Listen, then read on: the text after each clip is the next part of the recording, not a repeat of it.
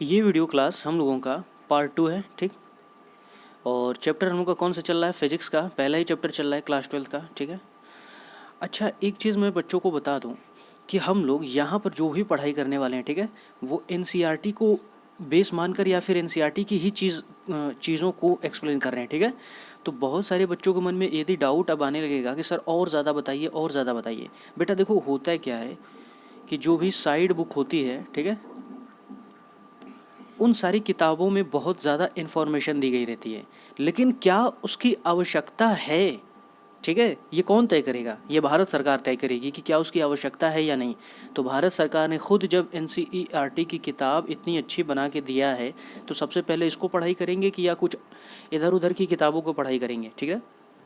तो एनसीईआरटी की किताब की क्या आवश्यकता होती है, एक दो वीडियो मैंने बनाया, वहाँ पर जाके देख लो, तब समझ में आ जाएगा, ठीक है। तो अभी डरना नहीं है, क्योंकि देखो एनसीईआरटी में क्या है ना कि थ्योरी पोर्शन जो है ना वो बहुत थोड़ा ही दिया है, सही दिया है। इसके जो न्यूमेरिकल्स हैं या क्वेश्चन कहे जाएं, ठीक है, आम तौर पर वो बच्चों से लगने वाले हैं नहीं, ठीक है, वो हिलेंगे ही नहीं। यदि सिर्फ थ्योरी के चक्कर में रहोगे तो ये न्यूमेरिकल्स और क्वेश्चन लगेगा ही नहीं। और फिजिक्स की बहादुरी क्या होती है कि क्वेश्चन को लगा सको तो ही बड़ी बात है। क्योंकि फिजिक्स में क्या है भैया, वहाँ पर एग्ज़ाम में वो ये थोड़ी पूछा जाता है कि सर कौन सी किताब से पढ़ा रहे थे या कितना अच्छा पढ़ाए थे, ठीक है। वहाँ पे तो सिर्फ क्वेश्चन दिया जाता है। यदि आपके भीतर बहादुरी है तो क्वेश्चन को लगा दो, और क्वेश्चन कैसे लगते हैं उसके बारे में भी आगे बात करेंगे। तो अभी मेरे कहने का मतलब ये है कि घबराना नहीं है, ठीक है, मेरे साथ रिदम में रहना है ना, मैं यही समझाना चाह रहा हूँ। और हम लोग जब क्वेश्चन की प्रैक्टिस करना शुरू करेंगे तो देखना कितना मज़ा आएगा इसमें। और जो भी बच्चे वीडियो देख रहे हैं, ठीक है, कमेंट करते रहो, ठीक है, लगातार मुझे बताते रहो कि क्या वाकई में चीज़ें समझ में आ रही हैं या नहीं आ रही हैं। सिर्फ मुझे यही जानना है, ठीक है। अब क्लास में मेरे पास में बैठे होते तो भाई मैं सभी बच्चों से पूछता ही। अब तो यही ज़रिया है ना, कमेंट करके ही मुझे पता चलेगा ना, ठीक है। तो कमेंट करके मुझे बताते रहो। चलिए ठीक है, आगे देखते हैं। इसमें इसमें कुछ चीज़ों को हम लोगों ने देख लिया था, ठीक है।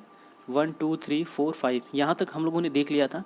आज हम लोग देखने वाले कूलॉम्स लॉ, ये वाला देखेंगे, forces between multiple charges, electric field देखेंगे, इलेक्ट्रिक फील्ड लाइन्स देखेंगे और इलेक्ट्रिक फ्लक्स देखेंगे, ठीक है। आज ये 5 पॉइंट्स हम लोग देखने वाले हैं। इसके बाद ये जो बचे हुए 5 पॉइंट्स है इसको भी आगे की वीडियो में देखेंगे। तो चलिए एक एक करके अब आगे बढ़ते हैं हम लोग। सबसे पहली बात आती है कूलॉम्स लॉ, ठीक है। देखो कूलॉम्स लॉ क्या है, ये चार्ज के बीच में लगने वाला फोर्स को एक्सप्लेन करता है, ठीक है। अब चार्ज के बीच में लगने वाला फोर्स माने क्या, मैं इस तरीके से समझाऊं कि सपोज़ करो हम लोगों के पास यहाँ पर एक चार्ज Q1 है, ठीक, और एक चार्ज यहाँ पर Q2 है, और इन दोनों के बीच में की जो डिस्टेंस है वो मान लेते हैं R, ठीक है। अब एक चीज़ समझना, कूलॉम्स लॉ जो है, ठीक है, ये कुछ चीज़ों पर निर्भर करता है। सबसे पहली बात कि यहाँ पे जो चार्जेस हैं ना वो कैसे होने चाहिए, पॉइंट चार्जेस। यानी कि हम लोगों का चार्ज मान लो ऐसा ट्राइंगल जैसा हो, स्फेयर जैसा हो, ठीक है, या फिर ऐसा रॉड जैसा हो। यदि कूलॉम्स लॉ को अप्लाई करना है तो उसको हमें मानना कैसा पड़ेगा, पॉइंट चार्ज मानना पड़ेगा, ठीक है। पॉइंट चार्ज मानेंगे तभी इसको अप्लाई करेंगे। दूसरी चीज़ कि ये जो फोर्स लगता है वो कैसा लगता है, लीनियर, ठीक है।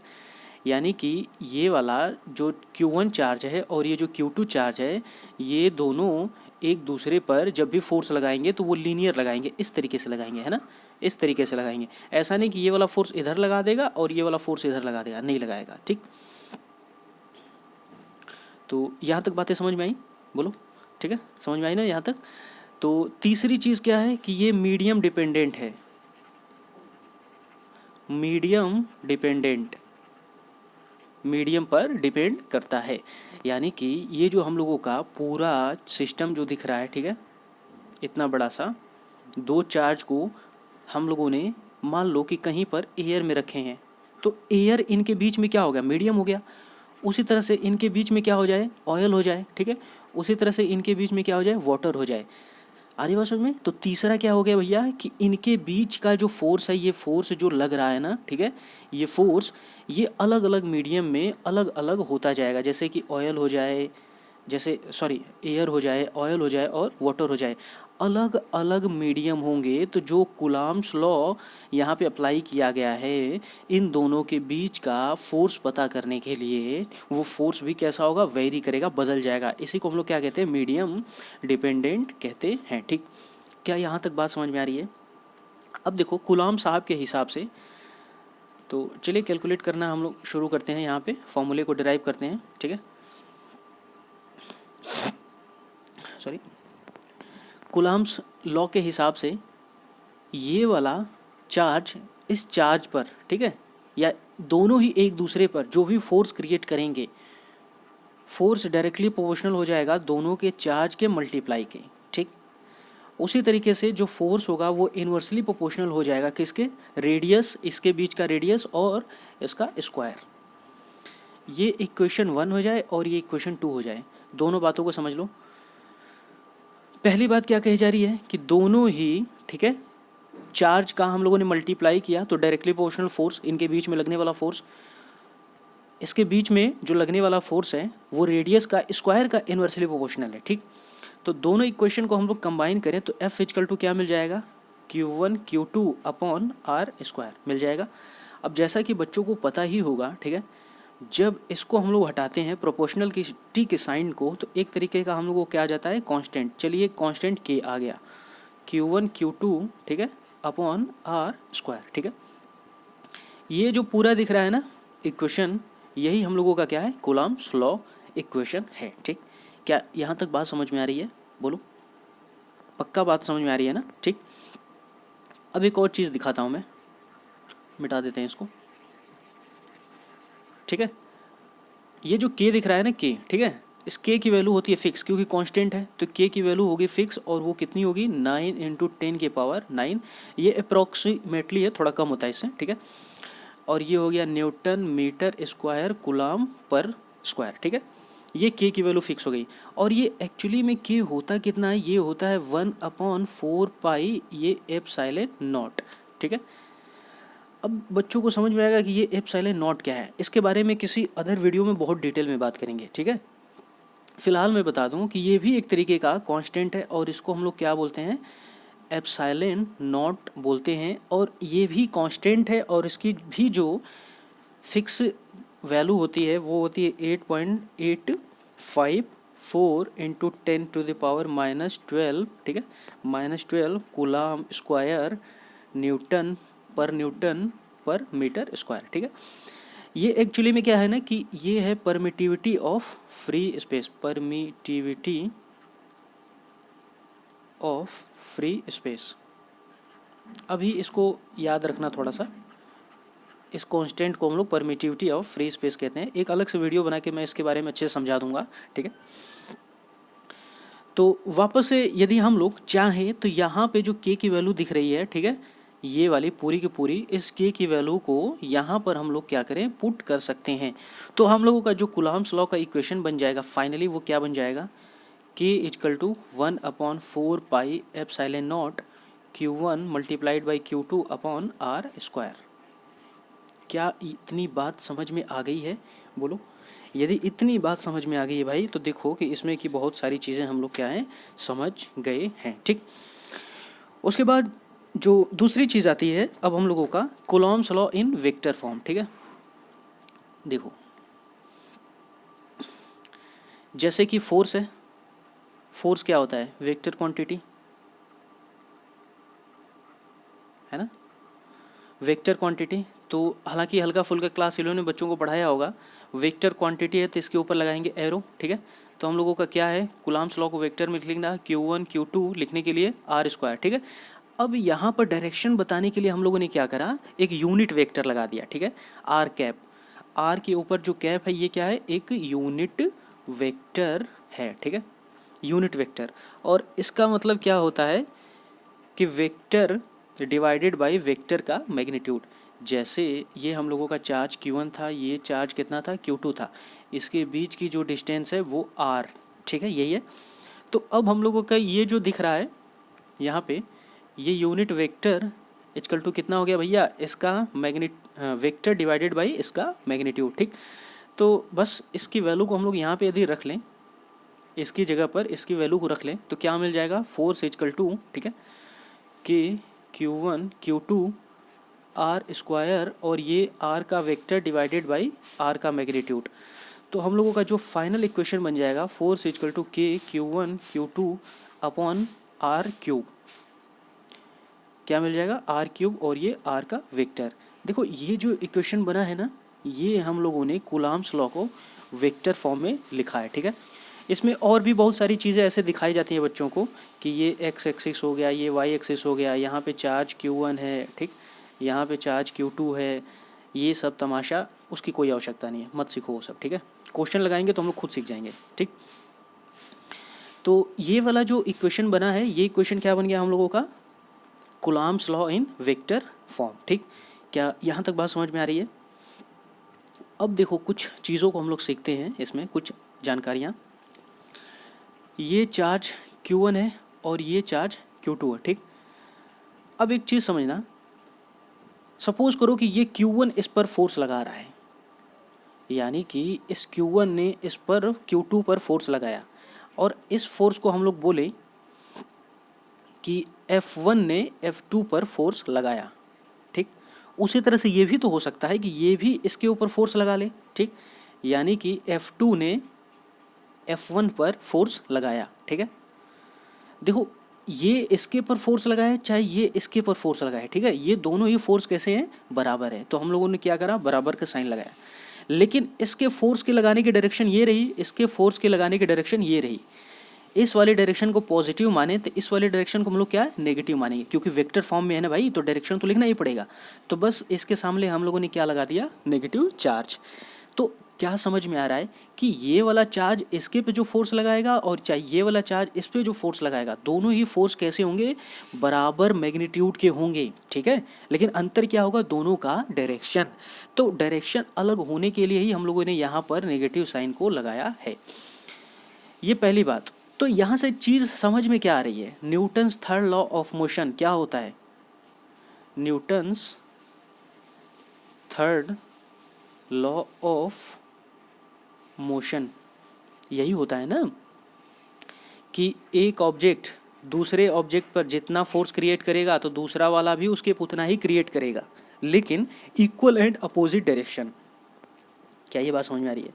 तो वही तो चीज़ हम लोग देख रहे हैं कि यहाँ पे जो कूलॉम्स लॉ ने जो इक्वेशन दिया है इलेक्ट्रोस्टैटिक फोर्स का, उसके हिसाब से हम लोग देखें तो ये किसको फॉलो कर रहा है, Newton's third law of motion को फॉलो कर रहा है, ठीक है।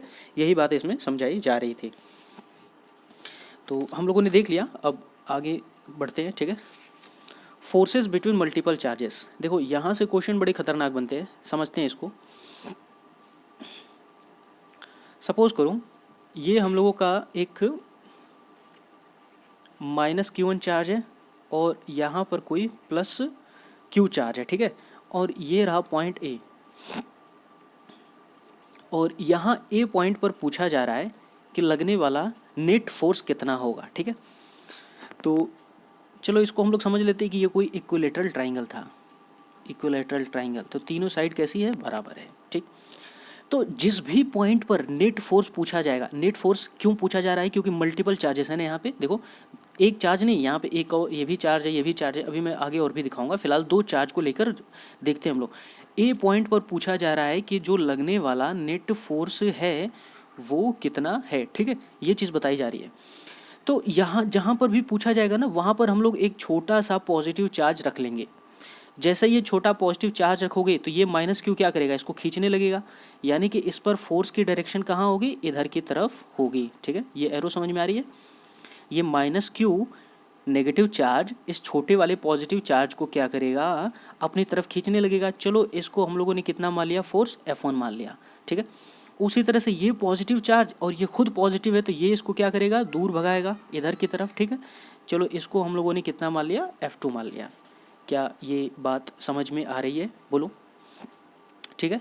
तो अब जो हम लोगों का नेट वेक्टर आना चाहिए वो कितना आ जाएगा, F1 का नेट प्लस F2 का नेट, यानी कि इस Q0 पे ये फोर्स भी लग रहा है और ये फोर्स भी लग रहा है, ठीक है, क्योंकि फोर्स होता है वेक्टर क्वांटिटी है, तो इसीलिए F1 और F2 का हम लोग क्या करेंगे, वेक्टर एडिशन करेंगे, ठीक है, वेक्टर एडिशन, ऐसा नहीं कि सीधे सीधे जोड़ लेंगे, वेक्टर एडिशन जोड़ेंगे। ये वेक्टर एडिशन क्या होता है, न्यूमेरिकल लगाएंगे तो मैं अच्छे से वहाँ पे दिखा के समझा के बताऊँगा, ठीक। तो क्या ये बात समझ में आई? चलिए इसमें और कुछ देखते हैं। सपोज करो एक स्क्वायर है, ठीक है,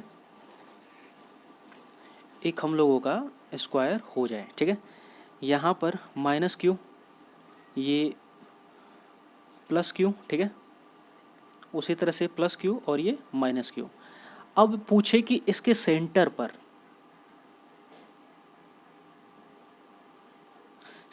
पर यहाँ पर, ठीक है, लगने वाला जो नेट फोर्स होगा वो कितना होगा।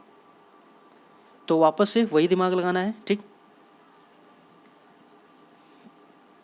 यहाँ पे जैसे ही हम लोगों ने एक क्यू नॉट को रखा, देखो क्या होगा, ये माइनस क्यू है तो भैया इसको क्या करेगा, अपनी तरफ खींचेगा। चलिए इस फोर्स को हम लोगों ने F1 मान लिया, ठीक। उसी तरह से ये भी कितना दिख रहा है, माइनस क्यू, तो इस पॉजिटिव, छोटे वाले पॉजिटिव को क्या करेगा, अपनी तरफ खींचेगा। चलिए इसको भी हम लोगों ने कितना मान लिया, F2, ठीक है। अब देखो ये जो क्यू प्लस दिख रहा है और ये भी दिख रहा है, ठीक है, प्लस दिख रहा है, तो ये दोनों इसको क्या करेगा भैया, ये वाला चार्ज इस छोटे वाले चार्ज को क्या करेगा, रिपल करेगा, इधर की तरफ भगाएगा। चलिए इस फोर्स को हम लोगों ने कितना मान लिया, F3। उसी तरह से ये पॉजिटिव चार्ज, तो ये भी इसको क्या करेगा, भगाएगा, यानी इस डायरेक्शन में फोर्स लगाएगा, इसको हम लोगों ने कितना मान लिया, F4। अब ये जो चारों फोर्स दिख रहे हैं ना, ठीक है, इन सभी फोर्सेस को हम लोग ऐड करें तो क्या मिलेगा, F1 का वेक्टर, ठीक है, F2 का वेक्टर और F3 का वेक्टर और साथ में F4 का वेक्टर। अब ये जो वेक्टर एडिशन किया जाएगा तो यहाँ पे जो नेट फोर्स निकल कर आएगा, मैं क्या बताना चाह रहा हूँ कि जब भी हम लोगों का मल्टीपल चार्जेस हो, ठीक है, और वहाँ पर नेट फोर्स पूछे या उनके बीच में लगने वाला फोर्स पूछे, तो सभी फोर्सेस को हम लोगों को क्या करना है, वेक्टर एडिशन करना है, तभी जाके उसका आंसर आएगा। क्या ये बात समझ में आ गई, ठीक है। और F1 निकालना हो तो जानते ही हम लोग, F1 इक्वल टू क्या होता है, 1/4 pi epsilon naught Q1 Q2 upon R square. अभी हम लोगों ने देख लिया था, ठीक है, तो यहाँ से निकालेंगे। कैलकुलेशन में ये सब समझ में आएगा, क्या समझ में आ रहा है कि नहीं बताते रहना, ठीक ना। तो चलिए और देखते हैं इसमें आगे। अब हम लोगों की जो चीज़ आती है इलेक्ट्रिक फील्ड।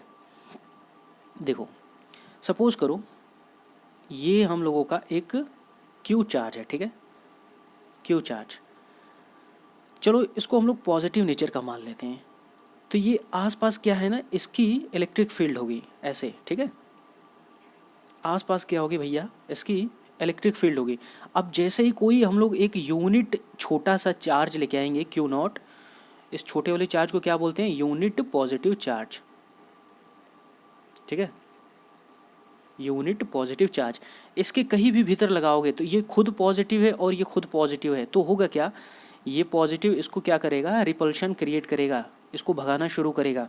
तो जितने भी आसपास के इन्वायरमेंट बोले या सर्कल बोले, जहाँ तक भी ये बड़ा वाला पॉजिटिव चार्ज इस छोटे वाले पर प्रभाव लगा रहा है, ठीक है, उसी को हम लोग क्या बोलेंगे, इलेक्ट्रिक फील्ड बोलेंगे। क्या ये बात समझ में आ रही है। सपोज़ करो, चलो दूसरे तरीके समझा देता हूँ। सपोज़ करो एक हम लोगों का ये लॉयन है, ठीक, ये लॉयन का इतना बड़ा जंगल, इस जंगल के भीतर कहीं पर भी कोई आएगा, ठीक है, शिकार आएगा इसका, तो ये उस पर क्या करेगा, अपना प्रभाव दिखाएगा। तो हम लोग बोल सकते हैं कि ये जो पूरा जंगल है ना, ये शेर के प्रभाव के भीतर आता है। आ रही बात समझ में। तो उसी तरीके से क्या होता है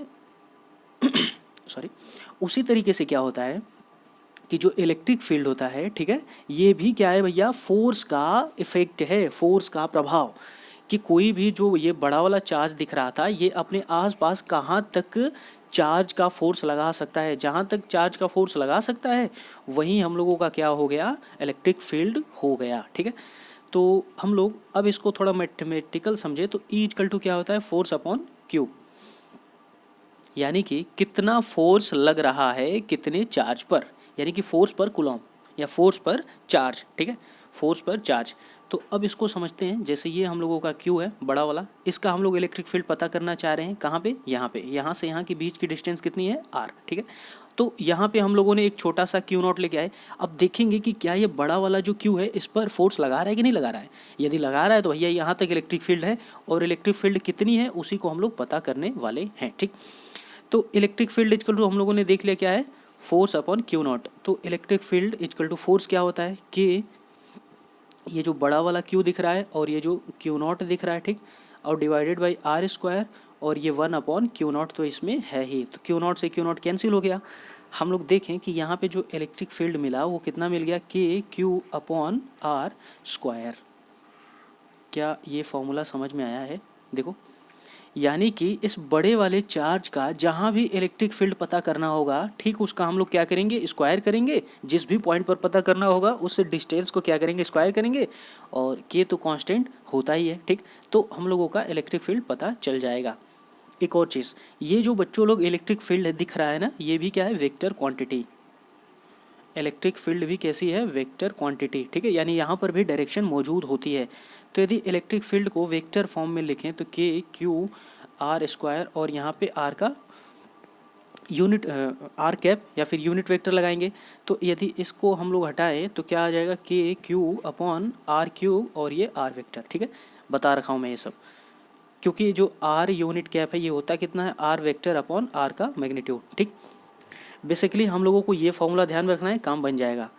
तो इलेक्ट्रिक फील्ड पता करने का तरीका क्या है भैया, के क्यू अपॉन आर स्क्वायर। जो भी चार्ज होगा उसका स्क्वायर करेंगे, आराम से पता चल जाएगा। ठीक, अगला टॉपिक इसमें दिया है electric field due to system of charges.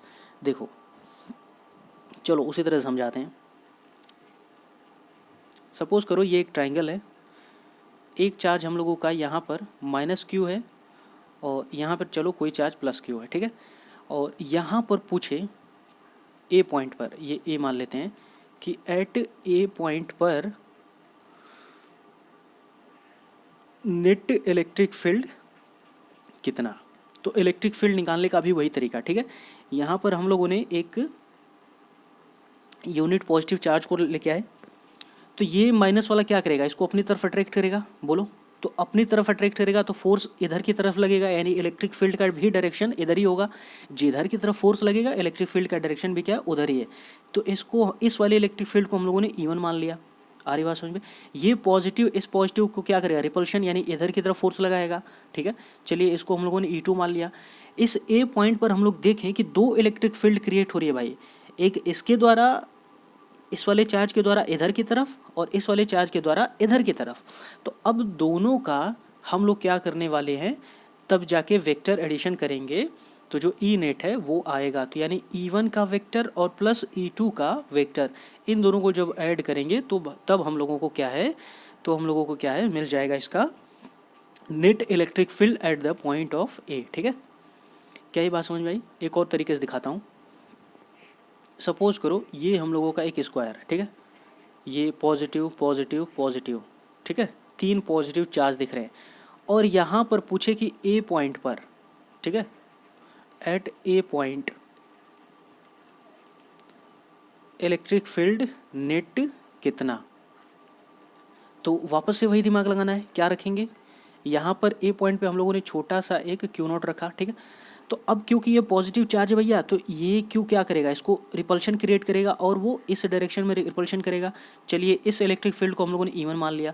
ये पॉजिटिव भी इस पर क्या करेगा, इधर की तरफ रिपल्शन करेगा। ठीक है, इसको डायरेक्शन को हम लोगों ने, इस डायरेक्शन में लगी हुई इलेक्ट्रिक फील्ड को E2 मान लिया। उसी तरह से ये वाला भी जो दिख रहा है इधर की तरफ लगाएगा E3। तो अब जो हम लोगों का ई नेट आएगा, क्योंकि इलेक्ट्रिक फील्ड वेक्टर क्वांटिटी है, तो इसलिए हम लोगों ने क्या करना है, इसके वेक्टर एडिशन की इलेक्ट्रिक फील्ड को यहाँ पर लगाना है। ठीक है, तो तब जाके हम लोगों का क्या है, यहाँ पे नेट इलेक्ट्रिक फील्ड मिल जाएगा। क्या यहाँ तक बात समझ में आ रही है? क्वेश्चन हम लोग लगाएंगे तब ये सब बहुत अच्छे से समझ में आएगा। ठीक, देखो, फिजिकल सिग्निफिकेंस ऑफ इलेक्ट्रिक। अच्छा, एक और चीज़ मैं बता दूँ, थ्योरी जो होती है फिजिक्स की ना, ठीक है, पढ़ पढ़ के वो बिल्ड नहीं होती है, वो क्वेश्चन की प्रैक्टिस कर करके ही थ्योरी अच्छे से लगाई जाती है ना। उसके बाद ये एक पॉइंट कहा जा रहा है कि physical significance of electric field. Electric field का फिजिकल सिग्निफिकेंस क्या है? अभी जैसे मैंने दिखाया था, ये हम लोगों का पॉजिटिव चार्ज है, ये जहाँ तक भी अपने आसपास, ठीक है, किसी छोटे चार्ज पर फोर्स लगा सकता होगा, ठीक है, वहाँ तक हम लोग बोलेंगे कि इसका इलेक्ट्रिक फील्ड मौजूद है। मान लो यहाँ पे हम लोगों ने कोई क्यू नॉट रखा, ठीक है, तो यदि ये इस पर फोर्स लगा सकता है तो यानी कि यहाँ तक क्या है, इसका इलेक्ट्रिक फील्ड मौजूद है। यही physical significance of electric field बोलेंगे, या फिर हम लोग यहाँ से समझ सकते हैं, ठीक। तो चलिए आगे देखते हैं इसमें। अब देखो इलेक्ट्रिक फील्ड लाइंस के बारे में कुछ बातें कही जा रही हैं। जैसे समझाने के लिए मैं बताऊँ, हम लोग बचपन में क्लास 10 वगैरह में पढ़े होंगे, ये बार मैग्नेट है, नॉर्थ और साउथ पोल इसमें होता है, 2 पोल होते हैं, नॉर्थ साउथ, ठीक है। तो यहाँ से कुछ मैग्नेटिक फील्ड लाइंस निकलती हैं और वो साउथ पोल में एंटर करके फिर वापस आती हैं, है ना। उसी तरह से नॉर्थ से कोई मैग्नेटिक फील्ड लाइंस निकलती हैं, साउथ में इंटर करके फिर वो वापस आ जाती हैं। तो हम लोग देखें कि ये क्या है, क्लोज लूप बना रहा है, ठीक है, ये क्लोज लूप, यानी कि जहाँ से चला था ये वहीं पे मैग्नेटिक फील्ड लाइंस क्या है, वापस से आ गई। तो मेरे कहने का मतलब क्या है कि ये मैग्नेटिक फील्ड लाइंस क्या होता है, इमेजिनरी लाइन जो कि बताती है कि आसपास कितना मैग्नेटिक फील्ड मौजूद है या नहीं है। उसी तरीके से इलेक्ट्रिक फील्ड लाइंस भी होती हैं, ठीक है। और इलेक्ट्रिक फील्ड लाइंस के बारे में कुछ इन्फॉर्मेशन दी गई है। तो यदि पॉजिटिव चार्ज होगा, ठीक है, सपोज करो ये पॉजिटिव चार्ज है, तो इलेक्ट्रिक फील्ड लाइंस क्या है, यहाँ से बाहर निकलेगी, रेडियली आउटवर्ड, ठीक है। पॉइंट चार्ज होगा तो रेडियली इस तरह से बाहर निकलेगी। नेगेटिव चार्ज होगा, ठीक, तो नेगेटिव चार्ज होगा तो इसमें इंटर करेगी, यानी कि इलेक्ट्रिक फील्ड लाइंस क्या है, नेगेटिव चार्ज में इंटर करेगी और पॉजिटिव चार्ज से बाहर निकलेगी। यहाँ तक पहली बात समझ में आई। दूसरी बात कही जा रही है कि ये जो इलेक्ट्रिक फील्ड लाइंस है ना, ये कंटिन्यूअस जहाँ से चला गया तो वो ऐसे ही जाएगा, ऐसा नहीं कि ऐसे जाया फिर ब्रेक हो गया फिर जा रहा है, ठीक है, फिर ब्रेक हो गया, नहीं, ये कर्व है। कर्व लाइन समझते हो, ऐसे मतलब कि स्ट्रेट, बिल्कुल स्ट्रेट लाइन नहीं होगा, ठीक है। कर्व माने क्या कि बिल्कुल स्ट्रेट लाइन नहीं होगा, ठीक है, ये कर्व होगा। लेकिन कर्व तो है, लेकिन ये ब्रेक करके नहीं है, ऐसे ऐसे ब्रेक करके नहीं है। कैसा है ये भैया, कंटिन्यूअस कर्व है, ठीक। उसी तरह से दो फील्ड लाइन क्या है, कभी भी एक दूसरे को इंटरसेक्ट नहीं करेंगे, यानी कि ये फील्ड लाइन इधर जा रही है और एक और ये फील्ड लाइन इधर जा रही है, ठीक है, दोनों इलेक्ट्रिक फील्ड लाइन चली गई। लेकिन कभी ऐसा नहीं कि इलेक्ट्रिक फील्ड लाइन एक इधर गई और एक इलेक्ट्रिक फील्ड लाइन इधर गई, यानी ये दोनों ही एक दूसरे को क्या है, कभी भी इंटरसेक्ट नहीं करेंगी, काटती हुई नहीं मिलेंगी। और जैसा कि ये वाला पॉइंट मैंने बता दिया कि जो इलेक्ट्रोस्टैटिक फील्ड लाइंस होती है या फिर इलेक्ट्रिक फील्ड लाइंस होती हैं, ये क्लोज लूप नहीं बनाती हैं। ऐसा नहीं कि यहाँ से इलेक्ट्रिक फील्ड लाइंस निकली तो घूमते घूमते घूमते घूमते फिर यहीं पे आ गई, है ना, बस वो चली जाती हैं और चली जाती हैं, जाते रहती हैं जाते रहती हैं, वो कभी भी वापस उसी पॉइंट पर नहीं आएंगी जहाँ से वो निकली थी। यानी कि कोई भी इलेक्ट्रिक फील्ड लाइंस यहाँ से निकल कर यहाँ पर नहीं आने वाली है, यानी क्लोज लूप नहीं बनेगा, ठीक। यहाँ पे फिगर में कुछ ये दिखाया जा रहा है, किताब में भी दिया है कि जैसे ये हम लोगों का यहाँ पे चार्ज है, ठीक, ये चार्ज दिख रहा है, तो भैया चार्ज से जैसे जैसे दूर चले जा रहे हैं, ठीक है, तो यहाँ पर देखो इतने ही सरफेस एरिया में ज़्यादा फील्ड लाइंस आ रही थी, लेकिन थोड़ा दूर गए तो इतने ही सरफेस एरिया में कम फील्ड लाइंस आ रही है। यानी ये डायग्राम ये बताया जा रहा है कि चार्ज से जितना ज़्यादा दूर होते जाओगे तो फील्ड लाइंस भी हमें क्या है, कम मिलेंगी, कम मिलेंगी। तो वहाँ पर जो इलेक्ट्रिक फील्ड का जो फिजिकल सिग्निफिकेंस है या प्रभाव है वो कैसा होगा, कम होगा। इस डायग्राम में यही समझाया जा रहा है, ठीक है। देखो एक और तरीके से समझ लेते हैं, यहाँ पे किताब में भी दिया है। ये पॉजिटिव चार्ज दिख रहा है, तो यहाँ से देखो सारी इलेक्ट्रिक फील्ड लाइंस क्या है, बाहर निकल रही है ना। ये नेगेटिव चार्ज है तो सारी इलेक्ट्रिक फील्ड लाइंस क्या है, अंदर आ रही है, ये नेगेटिव और ये पॉजिटिव। देखो यहाँ पे पॉजिटिव से निकल कर नेगेटिव को चली गई, ऐसा नहीं कि देखो वापस नहीं आ रही है कि नेगेटिव से चलकर फिर पॉजिटिव, नहीं, क्योंकि क्लोज लूप नहीं बनाना इसको, यानी ये जहाँ से चली गई बस वही चली जाएगी, ठीक है। पॉजिटिव से गई तो नेगेटिव में जाके ख़त्म हो गई या वही रुक गई, ठीक है, वापस से इसको यहाँ नहीं आना है। क्या ये बात समझ में आ रही है, पॉजिटिव से निकल कर नेगेटिव को चली गई। देखो जैसे ये चार्ज दिख रहा है, ये प्लस वाला और ये भी प्लस वाला, एक इलेक्ट्रिक फील्ड लाइंस ऐसे चली गई, दूसरे वाले इलेक्ट्रिक फील्ड लाइंस ऐसे चली गई। हम लोग देखें कि ये इलेक्ट्रिक फील्ड लाइंस दोनों एक दूसरे को क्या है, काट नहीं रही हैं, क्रॉस नहीं कर रही हैं, है ना। तो चारों बातें क्या समझ में आ गई इलेक्ट्रिक फील्ड लाइंस के लिए। और भी बहुत सारी इन्फॉर्मेशन साइड बुक में दिया रहता है, ठीक है, पर एनसीईआरटी के हिसाब से तो ठीक है यहाँ तक। चलिए देखिए इसमें अब जो हम लोगों का आज का लास्ट टॉपिक दिख रहा है, फ्लक्स। देखो फ्लक्स को समझने से पहले ये समझते हैं, ये फिल्म तो लोगों ने, बच्चों ने देखी ही होगी, ठीक है, बच्चों ने ये फिल्म तो देखे ही होंगे। है कि नहीं। और होता क्या है, ये दोनों महाशय लोग, धुरंधर लोग तीर चलाते हैं, ठीक है। तो चलिए कि मान लेते हैं कि इनका जो तीर है वो यहाँ पर लग रहा है ना। ये जो डैशबोर्ड दिख रहा है इस पर तीर लग रहा है, ठीक। तो एक तीर हो सकता है कि इतनी जगह में लगा, इतनी जगह में लगा, इतनी जगह में लगा। यानी कि हम लोग कहें, समझना क्या है कि यहाँ पर इन्होंने मान लो कि 10 तीर को चलाया, ठीक है, 10 तीर 10 एरो चलाए, तो कितने एरो कितने सरफेस एरिया में जाके लगे बताओ, है ना। सरफेस एरिया काफ़ी बड़ा है ना, काफ़ी बड़ा है ये सरफेस एरिया डैशबोर्ड का, है कि नहीं। देखो बड़ा दिख रहा है भाई। तो समझाया क्या जा रहा है कि कितने, देखो इतने सरफेस एरिया में एक लगा, इतना सरफेस एरिया में दो लगा, है ना। क्या ये लॉजिक समझ में आ रहा है। छोटे सरफेस एरिया में देखो एक ही तीर लगा है, लेकिन बड़े सरफेस एरिया में क्या है, दो तीर लगा है। तो इनकी बहादुरी क्या है, इनकी बहादुरी क्या है भैया, कि कितने सरफेस एरिया में कितने तीर लगा सकते हैं बताओ। क्या ये बात समझ में आ रही है। तो उसी तरीके से इलेक्ट्रिक फ्लक्स भी हम लोग समझें कि जो इलेक्ट्रिक फ्लक्स होता है, यहाँ पे देखो किसी भी सरफेस एरिया से, जैसे ये जो सरफेस एरिया दिख रहा है, ठीक है, इस सरफेस एरिया से ये सब जो तीर तीर निकली हुई है ना, ये सब इलेक्ट्रिक फील्ड लाइंस है। यानी कि किसी भी सरफेस एरिया से कितना इलेक्ट्रिक फील्ड लाइंस निकल रही है, इसी को हम लोग क्या बोलेंगे, फ्लक्स बोलेंगे, या फिर इलेक्ट्रिक फ्लक्स बोलेंगे। Electric flux. क्या ये बात समझ में आ रही है, बोलो। तो भैया जैसा जैसा हम लोगों का ये सरफेस एरिया होगा, वैसा वैसा यहाँ से इलेक्ट्रिक फील्ड लाइंस निकलेगी, है ना। अब इसको समझाया कैसे जाता है कि जो फ्लक्स होता है वो होता है इलेक्ट्रिक फील्ड लाइंस का vector dot product surface area, ठीक है। क्योंकि ये डॉट प्रोडक्ट है तो फाइनली इसको आगे बढ़ाएं तो हम लोगों का क्या आ जाएगा, ई डेल्टा एस कॉस थीटा। अब एक चीज़ मुझे बताओ, ये जो फ्लक्स दिख रहा है ये मैक्सिमम कब होगा, इसको सबसे ज़्यादा लाना है। तो कॉस थीटा की वैल्यू कितनी हो जाए, 1। और कॉस थीटा की वैल्यू कब 1 होती है, ये 1 होती है भैया कब, जब कॉस 90 हो। कॉस 90 की वैल्यू कितना, 1। तो हम लोग समझ सकते हैं कि ये जो इलेक्ट्रिक फ्लक्स है ये ई डेल्टा एस और ये कितना हो जाए, कॉस 90 हो जाए, ठीक है, 90। तो अब यहाँ पर जो फ्लक्स दिख रहा है, अब यहाँ पे जो इलेक्ट्रिक फ्लक्स दिख रहा है, इलेक्ट्रिक फील्ड और ये सरफेस एरिया, ठीक है।